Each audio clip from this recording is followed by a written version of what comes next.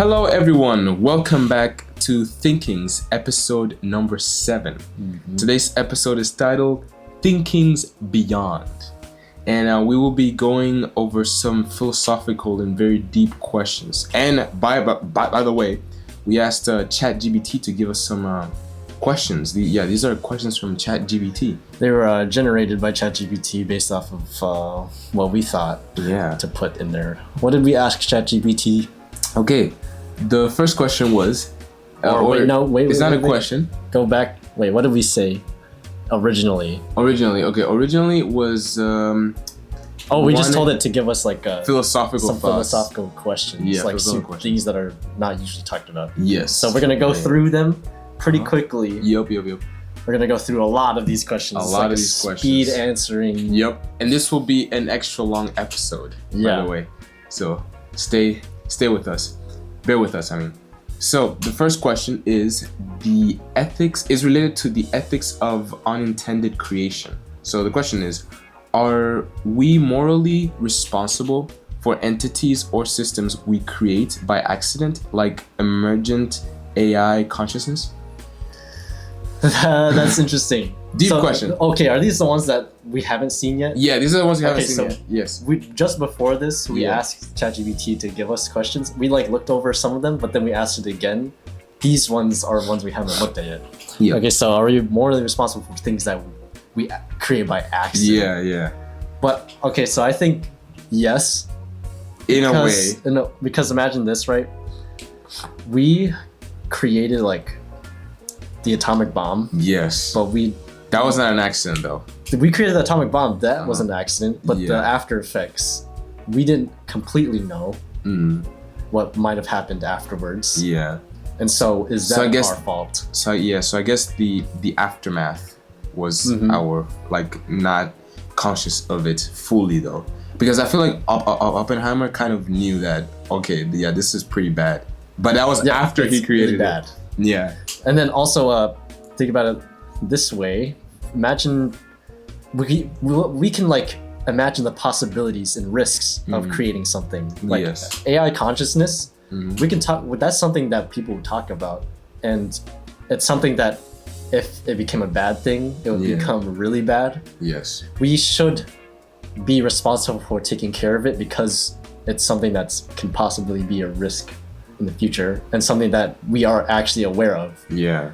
There's a lot of fear. People fear a lot. Well, things maybe because AI could take over jobs. If you train AI to do specific things, like the machine learning stuff, it won't probably need humans to sort of follow its process of just understanding or just learning things. And then it's things that we don't mean to happen can create accidents, but we do need to fix those accidents because we do make mistakes.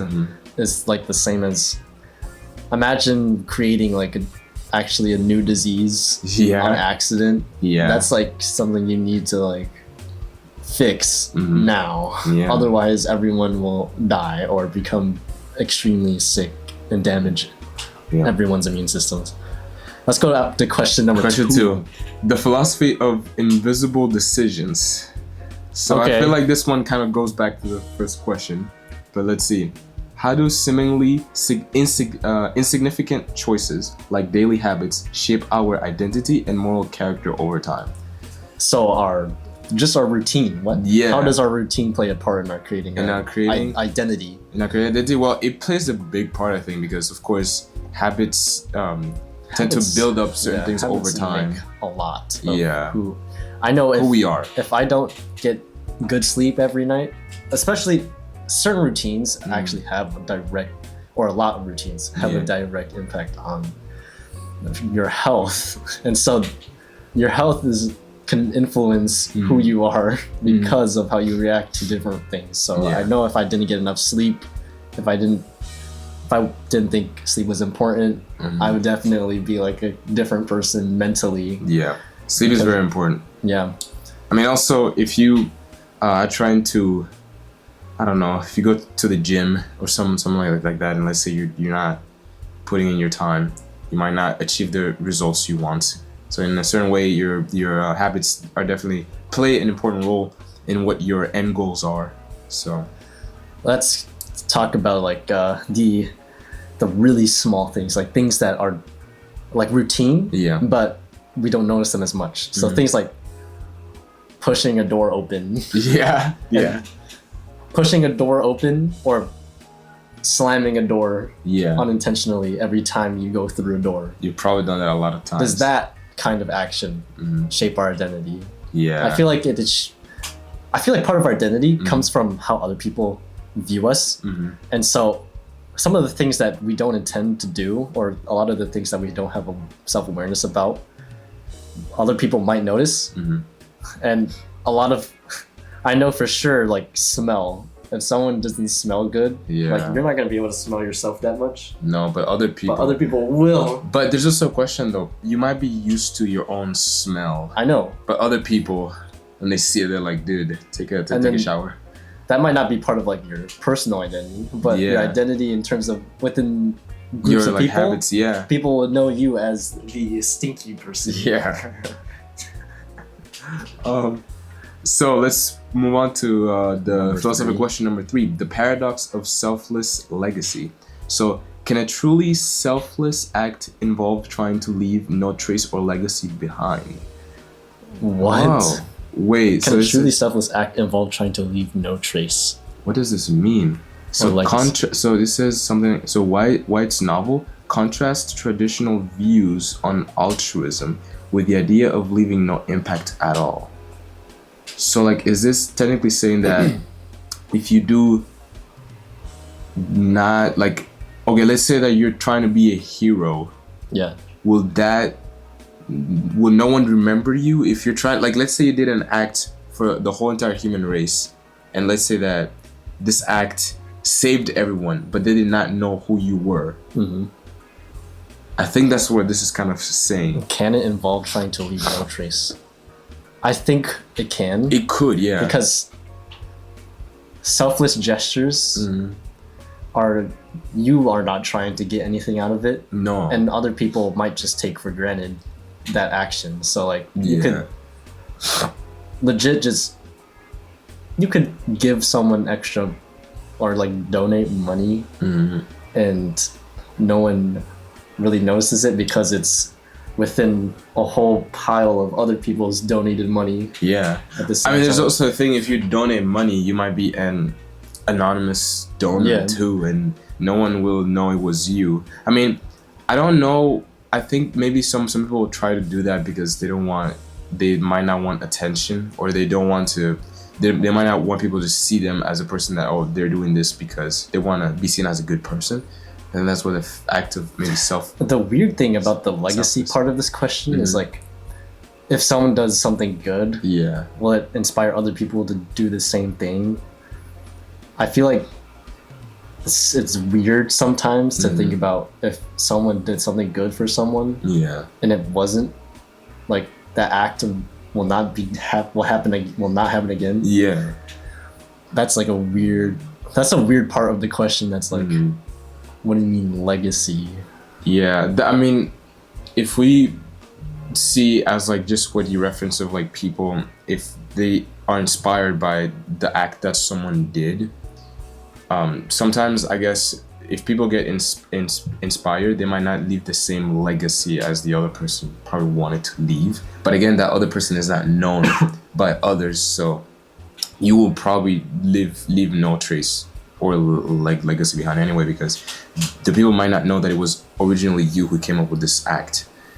So, but the fourth question, the temporal bias in moral judgment. Okay. Do we unfairly judge past actions by present moral standards? And if so, how should we adjust? Okay, so address the challenge of moral relativism across different eras. So judging things that might not have been illegal before, or things that might not have been moral, I guess. So like things like, if you just look at the Aztecs when they would carve people's hearts out because they wanted the sun to come out for another day. Well, I guess that was... Should we judge that based off of our standards now? I guess we can, but we need to understand that was a different culture back then, and people did not have... Maybe they didn't understand the concept of rotation and maybe the sun, the earth is spinning around the sun, pretty much. And maybe they, I guess religiously or culturally, they were like, okay, since this is such an important event in our life and our daily activities or just our daily life, this is probably very, very important, so it requires a major sacrifice for it to happen again. So let's carve someone's heart out. But then part of this question is also, do we unfairly judge past actions? Do you think we right now judge the past too unfairly based off of our standards now? Not really.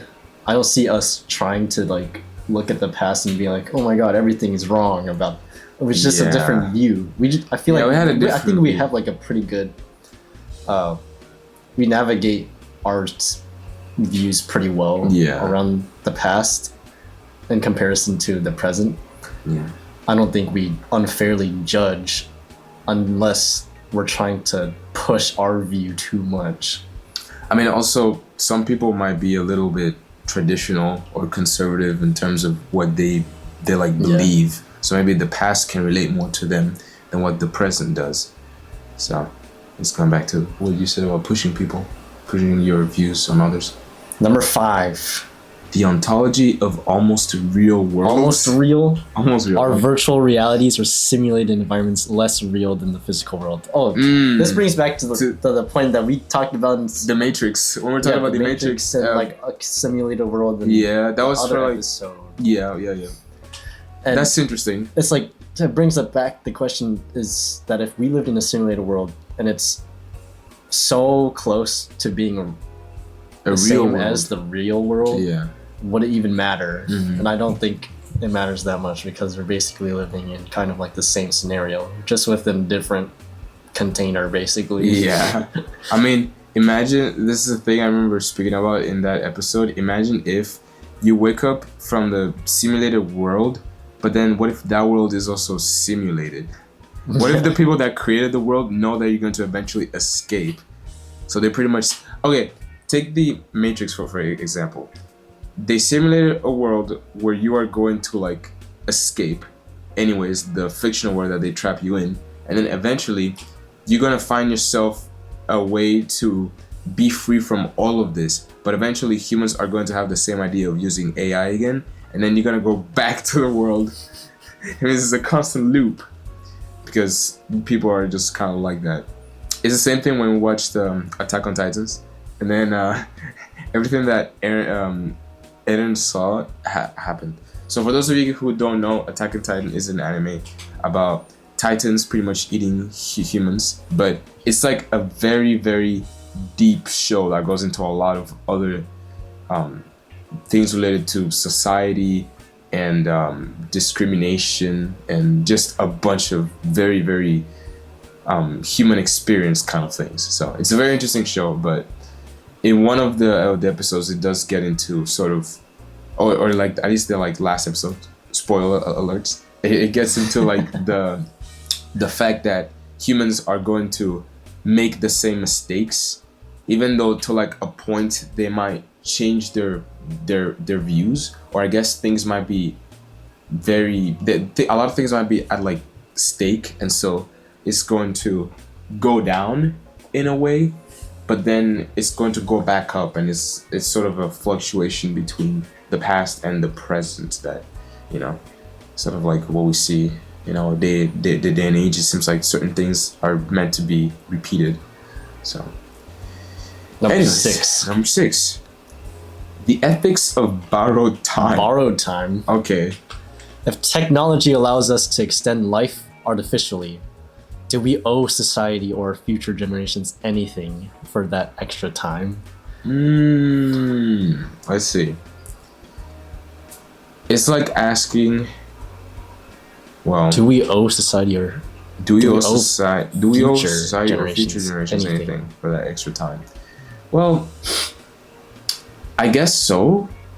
Wait, is it I'm not sure. Do we owe the future generations, or future generations owe us, the older generation? That's true, because we created it. Yeah. But wait, this is it. If technology allows us to extend life artificially, do we owe society or future generations. But why would we owe future generations anything for that extra time? Did we create that artifact that allows us to give extra time? Or maybe there might be saying that we are thanking future generations for allowing the continuation of that technology.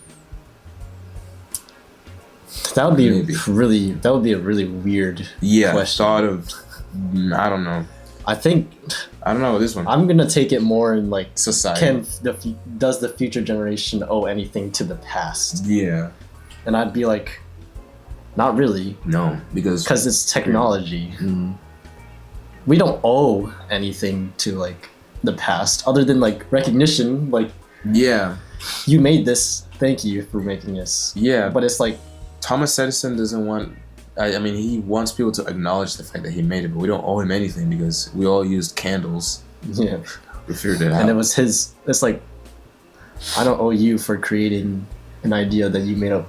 Yeah. And you wanted to give to people. Yeah, I could say thank you for creating this. It makes our life a whole lot easier, but I don't owe that to you.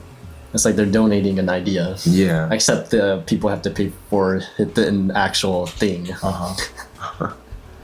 Let's see, number 7, the problem of philosophical exhaustion. What is this? Okay. Can all philosophical questions eventually be exhausted, leaving nothing new to explore? I think not. Yeah, that's true. Because I guess we could tie some of these philosophical questions to technology as well. Because as tech keeps on improving, there's a lot of questions, especially a lot of moral questions, just like we're doing right now, about the implications and the consequences that some of this technology might have. And not only when we can improve things, we get more things to talk about. Just from that, we get to talk about the comparisons between the improved version and the past version. And the more we keep on creating new things, the more we can just compare to past things. And then that by itself, we can compare that process to other things too. Yes. So it's like an infinite loop of stuff. It's an infinite loop. The question's more of, are they interesting questions? I mean, I feel like there's a lot of things that we don't find interesting that are unique. Yes. I guess also the question might be, will we ever stop thinking then? We will never stop thinking. No, because never, there's a lot.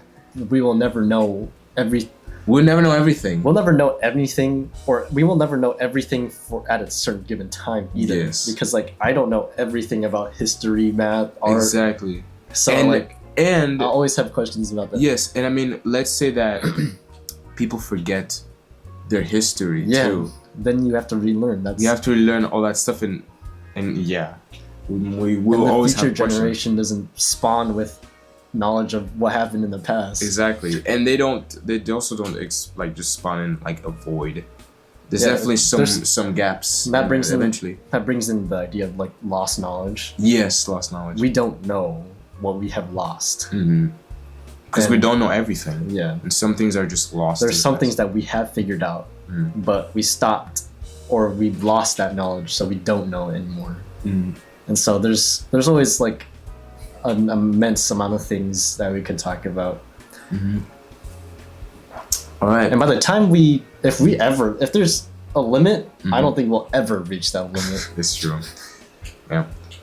Question number 8. Okay, so this is the consciousness of collectives. Can groups like corporations, nations, or ecosystems possess a form of collective consciousness or morality? No. Definitely not. I don't think so. A collective consciousness? That would be a hive mind. I don't think corporation. I don't think groups can form like a collective consciousness or hive mind. No. They won't have their interests aligned. Yeah. I mean, you could what I'm thinking, if you probably had a species of humans that were part of this sort of queen or this creature, like not like a xenomorph, but sort of like the queen for like ants, right? If let's say there was somehow these creatures possessed some sort of enzyme or a kind of not digital, but biological footprint or something like that allows them to connect to each other like that, then maybe they could be a collective consciousness. But when it comes to the real world, I don't think we can do that unless we could maybe plant chips in our brains, and then we, then we could definitely. Then groups would have a collective consciousness. But then, who would be the center of that collective consciousness? No, unless there is like, but that is also the thing. Everyone is a piece of it, but they're not a conglomeration. Like they're not blended together because they won't be able to blend it together unless they take different parts of each mind and then put it in a puzzle. They have a collective domain. A collective domain, yes. Where everyone just joins up together. Yes, like some sort of mosaic or a puzzle. Like what I'm thinking right now is that you take each of the people's thoughts, break them down separately, and then let's say that each of the people that are connected via the neural link agree that this person's thoughts or ideas have to go. And then this thought stays. You do that with maybe 7 people, create some sort of algorithm that combines them, all ideas together, and form just one mind. Because one agrees, they can agree on certain things and they don't agree on others, creating a harmonious collection of mind or brain. Half mind. It's funny. All right, number 9. Number 9. The paradox of freedom in predictive societies. If advanced AI can predict our actions, does this diminish free will or redefine it? It probably redefines it. If it can predict our actions, like fully just full on, just be like, okay, it predicts everything that we do. Well, I don't think that's even like free will. If AI could predict what we could do, or if AI could predict with 100% accuracy of what we would do, then it would be like, dang, what is going on? Then that would be really weird because then we would make something. We made something that can predict ourselves in a way that we'll just. But then, I feel like AI can predict our actions, but with a certain probability. Yeah. It could probably predict where humans will be in the next 50 years if they follow these trends. Yeah. But at the same time, humans are not. They of course, things happen in like nature. It's not ideal.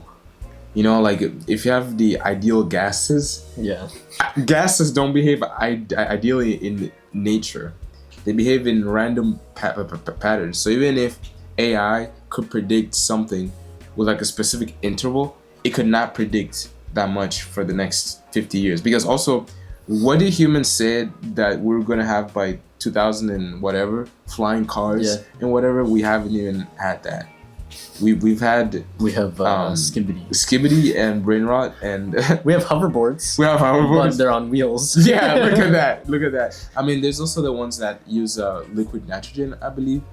Well, those are not like they're not commercial. Yeah, they're not commercial, but you know. And so I think that it might redefine free will, but it might not. It won't diminish it, because if you can predict something, you predicted it, but that is also not a sign that it's going to take away your free will, because you're still doing it. I think it'll just give us a good idea of what could happen. Yeah, but we still have the ability to change or choose which way we go. It's almost like a choose your adventure book. Exactly. You know what's gonna happen, so you know you can, like, think about it. That's really funny, actually. Yeah. A choose your adventure book. Is there free will within a choose your adventure book? Because that gives me a good question too. If we all go to the same place, but we take different paths and we choose different paths, does that mean there's free will, or is there not free will because we end up in the same place? Ooh.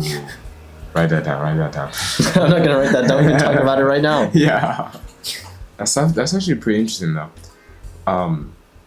Well, it's like in math. There's a lot of different ways of getting the same answer, but people just do it differently. So that kind of makes sense. Or is it not because it's predetermined? There's a predetermined final answer. But also, we might get to the same place, but our situations might be different in that same place. Because let's say that we all want to be engineers, but I want to pursue mechanical engineering. You want to pursue biomedical engineering. But let's say we're both pursuing biomedical or mechanical engineering. We might get to the mechanical engineering, but I might decide something different than what you might decide. So it's like taking a different path to get to an end goal, but the end goal is different from everybody. But then how about this? What if we're death? Death? We all go to death, but there's also different ways we die. I know, but that last point, just dying. Is dying. That last point, we all reach the state of being dead. Yeah. But it's like there's an interval where things can happen. But you know, this is like the limitation of that interval. No matter what happens in between, you get to that. So does that mean that there's like a random generalized or generated ways of people living their lives? I don't know. It's patterns in nature. But like, let's say another thing too. The average that people live is 75 years old or something like that. Yeah. What if you go above the average? Does that mean that your life you took a longer journey? So like, did the interval sort of expanded like this, or maybe like compressed, but it was like between these 2 points? No, it could be like there's 1 point and 1 point. Yeah. You take the journey around that point and come back. Yeah. That's something. Imagine, you go outside of the interval. So it's an interesting question. Yeah. That's an interesting question. Okay.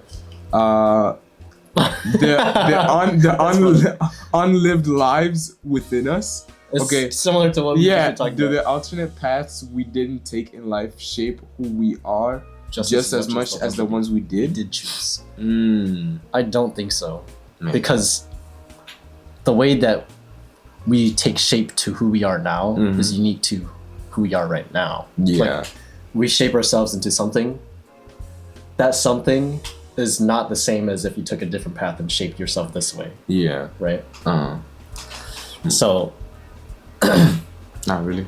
They shape your life equally, I believe. Yeah. Like, if you go one route, it'll shape you this way. If you go this route, it'll shape you this way. Yeah. The shaping is like the same, but that's like not that important in terms of just going through and living life. It's more about what happens, like specifically in each situation. Like, do you want to become an engineer, or do you want to be a doctor, or do you want to be like a bus driver? Yeah. They're all paths, different career paths, but they're different by themselves. Yeah. The other question we have: the ethics of conscious non-existence. Ooh, I think like we talked. Oh, look at that! We talked about that before. Yeah. If someone prefers not to exist. Wait, what? Like in philosophical pessimism, do they have an ethical right to be unborn? Oh my god, we were talking about this If someone prefers not to exist, you mean you're suicidal? Do they have an ethical right to be unborn? Well, you can unalive yourself, but not unborn yourself. Yeah, how do you unborn yourself? Like, I don't know. That's I want to go back in, Mom. I want to go back in. I feel like your mom has a say. Yeah. Your parents have a say in whether or not you should be unborn if that was possible. Well, I don't think that's entirely possible. Prefer not to exist. Prefer like not to exist. That's like a crazy thing. Yeah, like, you don't want to exist. Yeah. That's like, you're not even like dead. No. You're just like, you never experienced. Not there. Yeah, you were never part of this universe. I mean, people kill themselves. That is true, but it's not a thing of unborn. That's not unborn. That's just unaliving yourself. It's different. So I don't know. That's like really weird. Yeah, that's a weird question. Oh. All right, let's move on. We got a few more. All right. The philosophical value of boredom. Ooh, is boredom necessary for creativity? Yes. Actually, I read a book called The Courage to Create by Rollo May. That book, literally, there was this one part, if I remember correctly, that said, some of the best ideas come when you're not doing anything at all. When you're just sitting down, staring at something, sometimes some of the best things, the best concepts ever come out of that, out of doing nothing. So I definitely agree. Here's my take on this. Search up the definition of boredom real quick, because I want to make sure that... Bruh, type out the whole question. Okay. The state of feeling bored. Oh my god. Exactly. Just, okay, go search up bored definition. Okay. Alright, so being bored. Yes. Feeling weary because one is unoccupied or lacks interest in one's current activity. When I think of boredom, I think more about the lack of interest part. Mm-hmm. And so I don't think that boredom is necessary, but I do think having nothing to do, times where you have nothing to do is important for creativity. Okay. But for me specifically, when I'm bored, I could be bored doing something too. Yeah, that's true. If I'm doing math, I could be bored as frick. I'm like, bored oh my doing god. math. Yeah, I could be bored doing math. Yeah, you could be bored playing. And I'm like, that feeling is not necessary. But I do believe that a time where you have nothing to do, where you can sit down and spark some of the best ideas, is necessary. Yeah. You can use that as a good way of getting into creativity and self-reflection. And part of that question also says, what would a world without it look like? So a world without boredom, where everyone thinks everything is interesting. I think it would probably be amazing. I also think it would be amazing. But at the same time, I feel like people might... I don't know if people would notice the little things though. Because if you're constantly doing something, you might miss something small. Because if we're talking about boredom, that's like... If we were taking out spaces of time where you were doing nothing, if you took that out of life, we would miss a lot of things. Yeah. Also, I think that if people were to do that, they might get tired a whole lot faster. Because imagine if I'm sitting down, and even if I'm like sleeping, and I think something interesting, and I just wake up and start doing it. Yeah. I will not sleep. So I think that would be pretty bad. Yeah, life as a person with like ADHD. Yeah, is terrible. Exactly. Okay. Or maybe it might be better. It might be better. I don't know. If you want to do stuff all the time. We have almost a minute to move to the next point. But let's see. The ontological status of fictional characters. Do fictional characters have a form of existence in our collective consciousness? Does that matter? I think they exist because we made them. Yes. They don't actually like exist as real people. No. But what if they exist in another world? But somehow we know of their existence. Then I guess our consciousness is related to the multiverse. The great beyond of everything.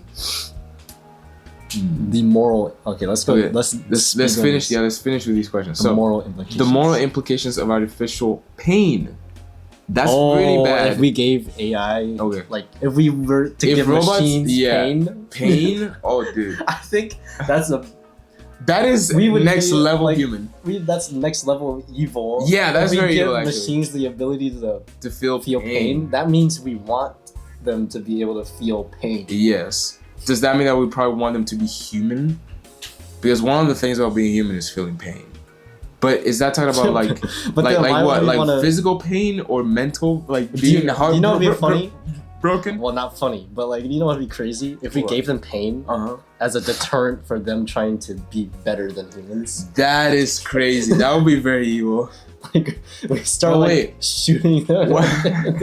They feel pain. Wait. What if they find a way to override that though? If they found a way to override pain, yes. Then I guess we're cooked. Yeah. They'll be unstoppable. They'll be like terminate. But what if us. that way is painful? It would be like the same as like ripping out our nerves. Yes. What if feeling no pain is much more painful than feeling any pain at all? That would be crazy too. That would be crazy. That would be if we gave them emotions though. Yeah. Then that would be crazy. What if they eventually come to realize that feeling pain is very important and they don't want to like get rid of that? What if they find joy in pain? Yeah, you have like a masochist robot. I don't know. Alright, okay. Last one. Yeah. The ethics of inevitable harm. Oh my gosh.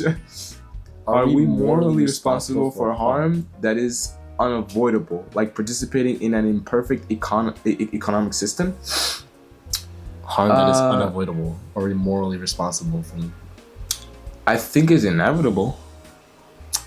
Experiencing harm definitely. I don't think we're responsible for it. No, we're not because responsible for it. Because if it's inevitable, we can't do anything about it. Mm-hmm.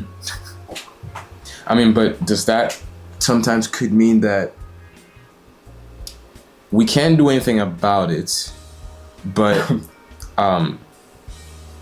it is, I don't know, something that, well, definitely something that we cannot really escape. I don't know where my thought was. Can't even. We cannot. If we start doing Cannot even something do that. and it turns out to bring harm, then our responsibility is just to stop doing it. Yeah. But if it's inevitable, we can't stop doing it. Yeah, we can't stop doing it. Oh. Well, those were the questions that we went over right now. Wow, that was crazy. Now we wanted to reserve time to go back onto some of the first questions that we kind of asked before.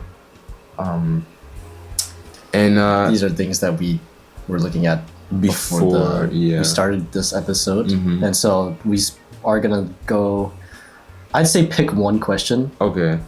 That you really want to talk about, and we'll talk about for the rest of the episode. Yeah. Let's see. So let's see which ones are emotional paradox. Also remember I have these like general ones that I wrote. Okay. I mean, like some of the things we talked about, or some of the things we thought about, were encompass multiple things, and so like the idea of this one. I guess we could just go over these ones. All right, let's go over these. Okay, so the first question was like, would people be willing to die in order for the next evolution to advance because of our hindrance? So yeah, that was the question that was tied to higher beings. Yeah, so like if we like evolved into something superior, if we really fast and suddenly we're able to evolve like really quickly, and there's like a separation between like the better humans and the humans from before, would the prime humans be a hindrance to the new humans progression? Because like imagine like these new humans have like senses that we didn't used to have before, and because of that we can use new technology and things like that. They would have to worry about then the past people too, because some of this technology might not apply to the past or prime humans.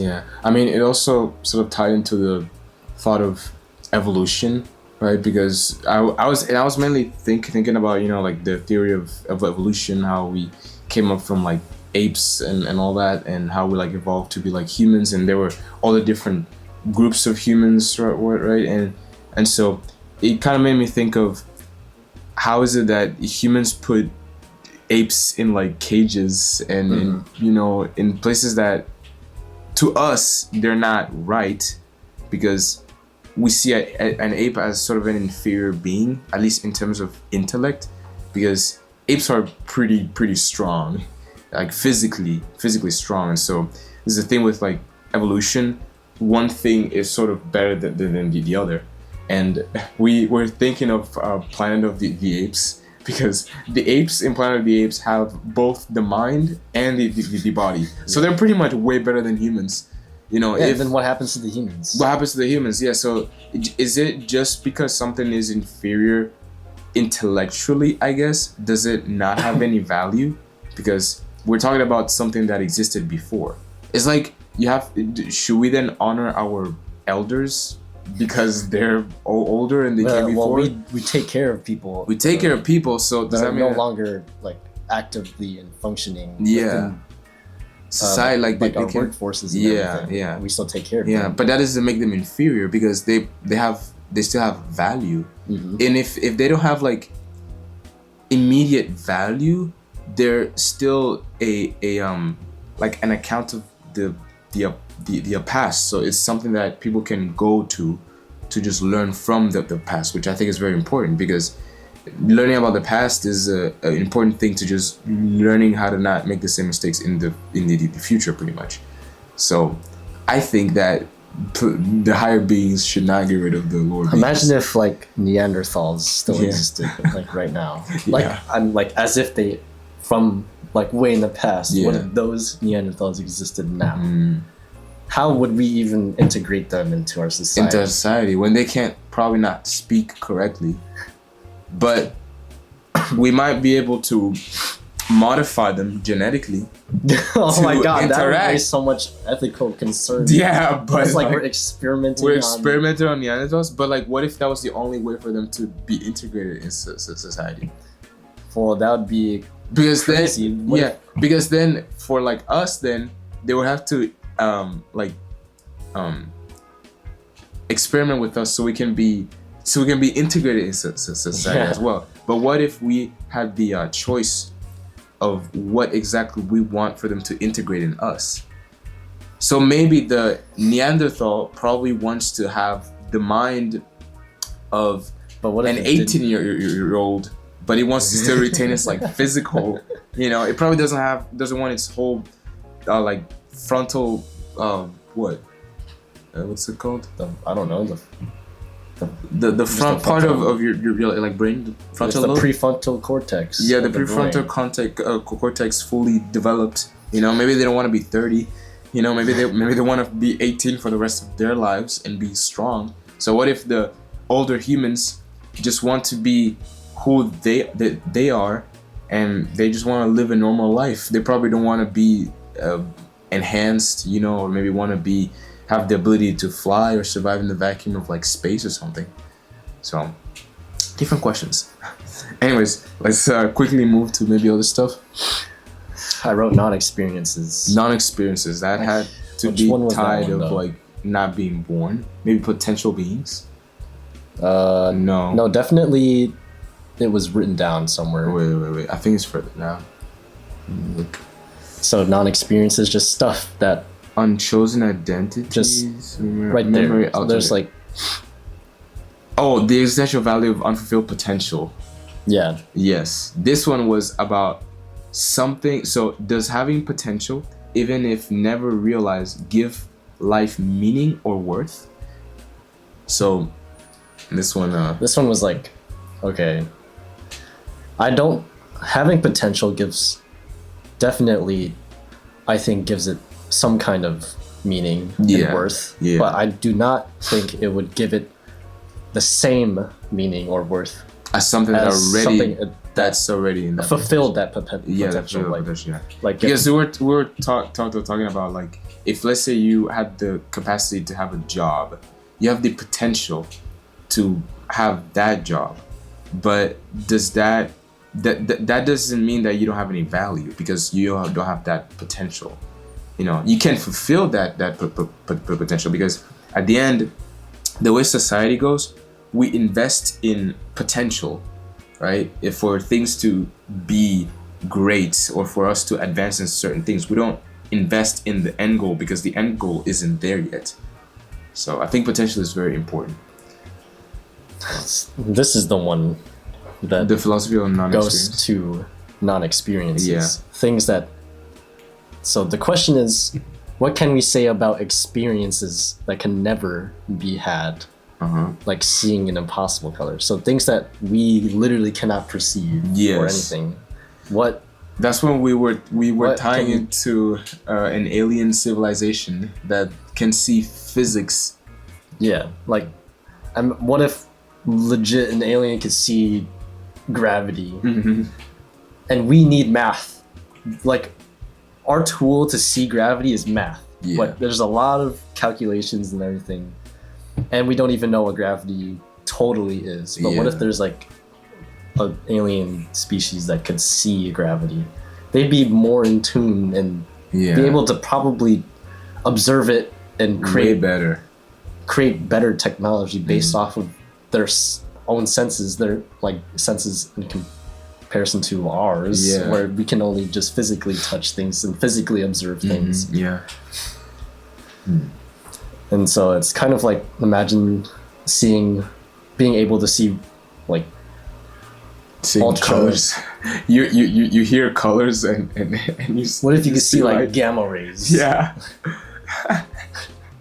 I can hear I could hear brown, and people can do that. Yeah, I know people can hear colors and see what sounds. Smell in color, taste in color. You can smell red. What does red smell like? But yep. And then, this one was pretty nice. Yeah. Where do thoughts and imagination sort of come from?